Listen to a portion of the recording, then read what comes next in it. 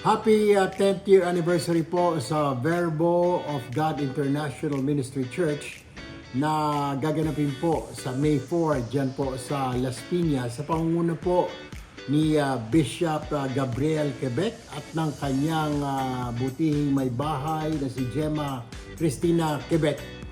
Sa binabati ko rin po ang lahat ng mga pastor, leader at mga miyembro naway ay patuloy kayong palaguin at pagpalain po ng ating Panginoong Diyos. Mabuhay po kayo. God bless you all.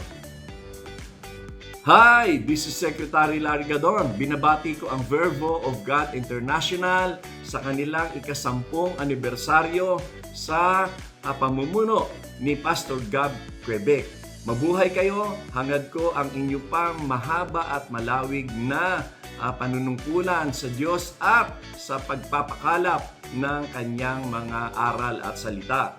Mabuhay ang Verbo of God International. Sana ay mas lalo pang lumawig ang inyong organisasyon, ang inyong simbahan. Mabuhay kayo. Congratulations again on your 10th anniversary.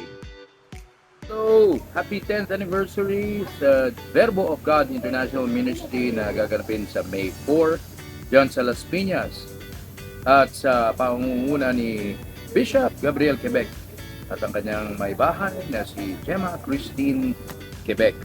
Yan. Pinabati ko rin po ang lahat ng mga pastor, leaders, and members. Nawa ay patuloy kayong palaguin at pagpalain ng ating Panginoon. Mabuhay kayo. God bless us all.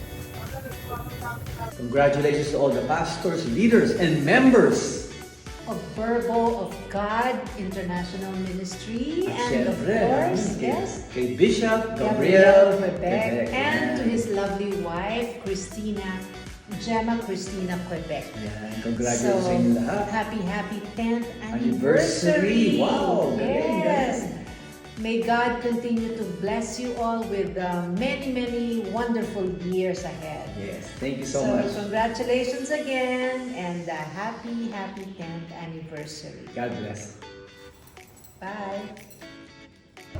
Hi, we're this band. Happy anniversary, Verbo of God! Happy 10th anniversary, Verbo of God International Ministry Incorporated sa pangunguna ni Bishop Gabriel Quebec at ng kanyang may bahay na si Gemma Cristina Quebec. Binabati ko rin po ang lahat ng mga pastors, leaders, and members.